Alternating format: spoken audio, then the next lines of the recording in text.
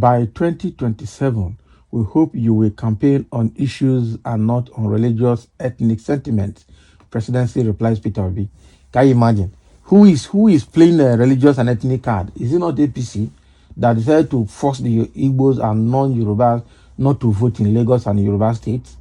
Or on religious ground, they flaunted Muslim ticket and expected Nigerians to keep quiet. This is like accusation that should have gone to themselves is what they're trying to point out to Peter Obi. This doesn't work. Well, let's see exactly what they're trying to say here. The presidency, in a release by Judgement-Onanuga, special advisor to President on Information and Strategy, on Monday said Obi was free to take another shot at Nigerian presidency in 2027 and focus on issues and not on religious or ethnic sentiments.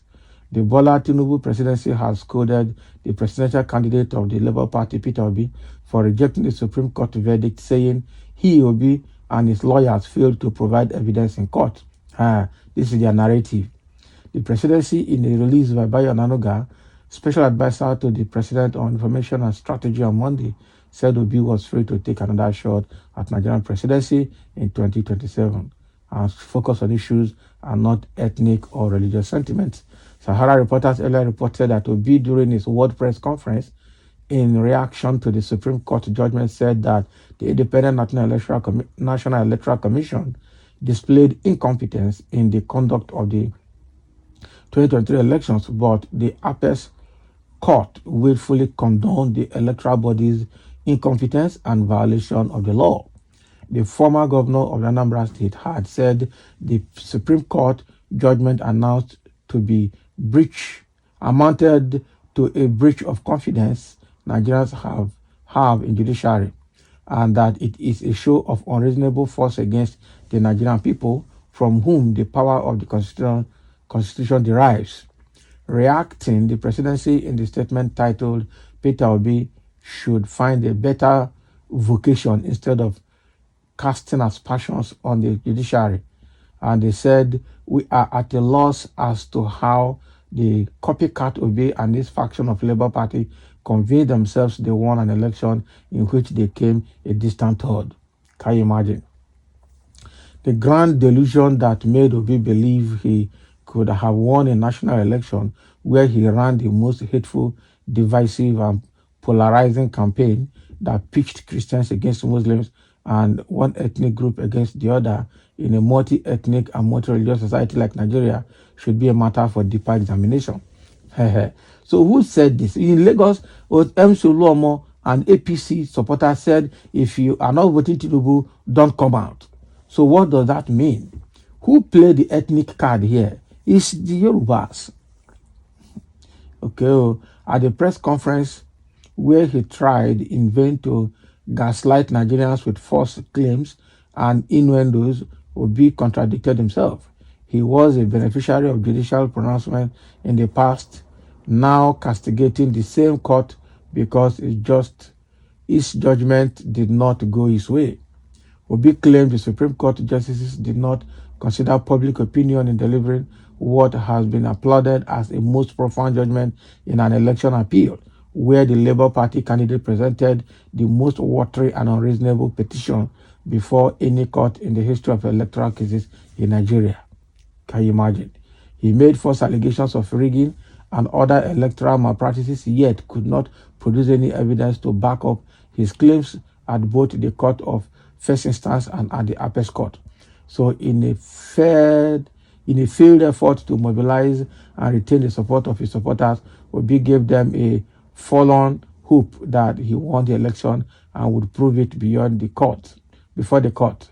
Throughout the trial, his lawyers didn't present any alternative result different from the result INEC uploaded on the iReporter and the ones signed by all parties against party agents from the 176,000 polling units. We wondered how the Labour Party candidate expected the court to do justice on the basis of rumors, lies, and false narratives by sponsored partisans and financial members of his obedient movement. We expected the Labour Party candidate to know that the Supreme Court or any other court does not give judgment based on public opinion and mob sentiments.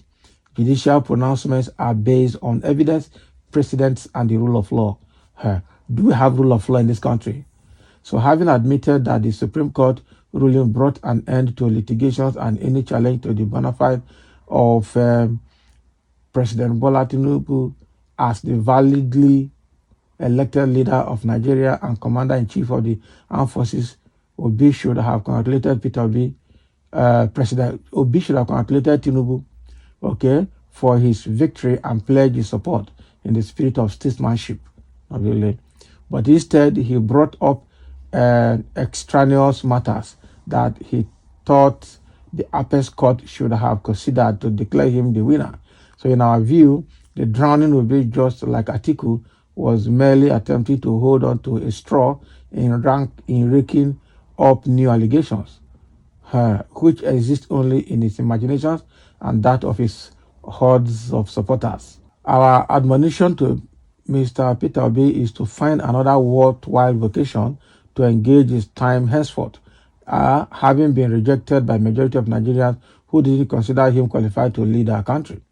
Nigerians rejected Peter Obi and his demagoguery at the poll because he posed present and future danger to the peace, progress, and stability of our country. Obi's antecedents as governor of Anambra for 8 years didn't inspire any confidence as someone capable of running a country like Nigeria. No tangible records of achievement in the state he governed recommended him for the presidency of Nigeria. If Peter Obi truly believes in Nigeria, the time to prove it is now, when all men and women of goodwill are rallying support for President Tinubu in a determination to lead a new era of prosperity, inclusive governance, and economic growth in Nigeria. Finally, we welcome Obi and his party to play the role of the opposition and start preparing for another shot at the presidency in 2027. We hope by then he will campaign on issues and not whip on religious and ethnic sentiments as he did in the last campaign. Look at what Onanuga is saying. So all of this is just to, because they have been able to hoodwink the court to give them the judgment they have, so they think they won. They are just like they said, they won in the court, they won, their presidencies are signed by judiciary and not the people of Nigeria. They didn't win the heart of Nigerians. They only won by the judiciary's, prerogative or precedence or whatever they use as their means of determining the winner. But the truth is that they didn't win the heart of Nigerians. So whatever Onanuga is saying here, he's just saying on his own while he's doing his job as special assistant to the presidency on communication and strategy. So he's just talking. It's just the same office of Lai Mohammed. They just try to create a different way for him. Okay. So let him handle presidency's information management the way he wants, and let them continue to deceive themselves. They are eating and drinking. Nigerians are suffering, and they don't care, and they thought they have really won. The people they thought they won might be the people, how do I put it? The people of Nigeria they thought that made them to win or that voted them will definitely come for them to ask for their share or dividend of democracy when the time comes. So thank you for listening. Let's have a comment.